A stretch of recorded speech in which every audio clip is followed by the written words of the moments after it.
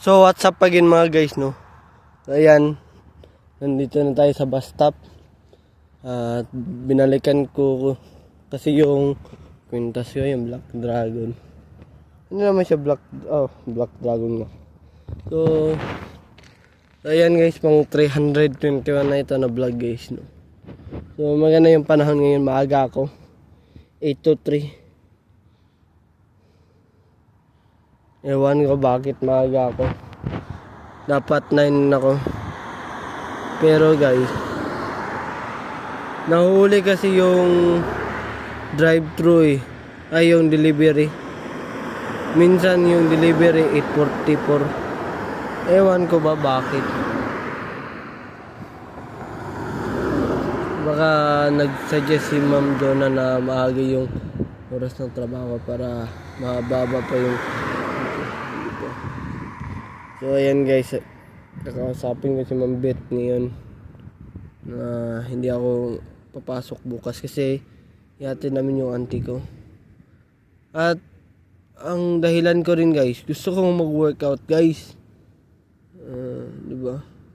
So mamaya didiretso na ako doon sa lilipatan namin. So double ride ako guys. Pa North Gate at pa punta doon sa lilipatan namin, no?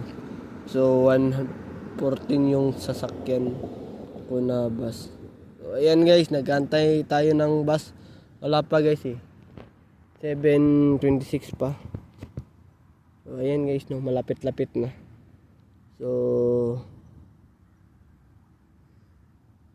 ewan ko ba kung ito ba yun. Parang hindi. Yun ko. Maaga na pa naman. So ako naghanda na ako kahapon. Alarm na ako, naghanda na ako ng alarm para madali lang yung oras, di ba? Wise kasi ako, guys. So ayan guys, no. Kahapon kumain na kami sa Sibutsun. Maraming Pinoy kahapon guys, no?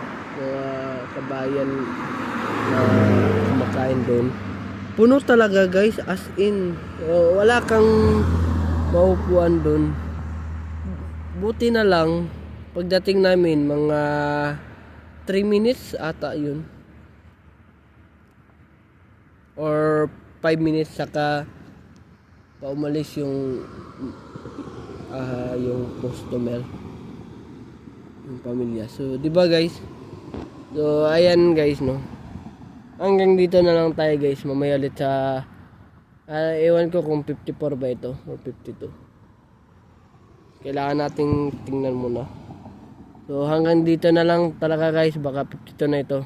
So, paki-subscribe sa YouTube channel and Karalde at huwag kalimutang pinutin ang notification bell na all para updated kayo lagi sa aking mga vlog. So, ayan na muna ngayon guys. Have a wonderful day and have a nice day.